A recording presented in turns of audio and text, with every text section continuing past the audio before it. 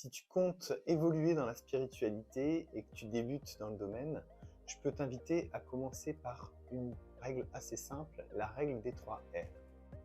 Mais avant, je te propose, peut-être que ce n'est pas la première fois que tu tombes sur moi en vidéo, et bien de t'abonner tout simplement pour être prévenu de la publication de nouveaux contenus.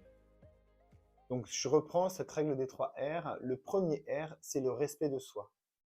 En effet, comment veux-tu que les autres te respectent si toi, tu ne te respectes pas toi-même? On va entrer dans ce cas-là dans ce qu'on appelle l'effet miroir. Sur le sujet, j'ai déjà fait une vidéo d'ailleurs, tu peux aller la voir. En fait, ce que tu vibres à l'intérieur est important pour ce qui va graviter autour de toi. Donc, si tu vibres le respect de toi-même, eh bien souvent, les autres vont te respecter. Le deuxième R, eh bien, c'est le respect des autres, bien sûr. Il est important de ne pas nuire aux autres, puisqu'il y aura forcément un retour de bâton à un moment donné, et on n'est pas là non plus pour se taper les uns sur les autres. Donc si tu veux que les autres te respectent, eh bien toi-même tu dois te respecter, mais bien évidemment, il va falloir que tu respectes les autres, dans ce qu'ils sont et dans leurs choix. Et le troisième R, c'est la responsabilité dans tout ce que tu fais. Pour quelle raison?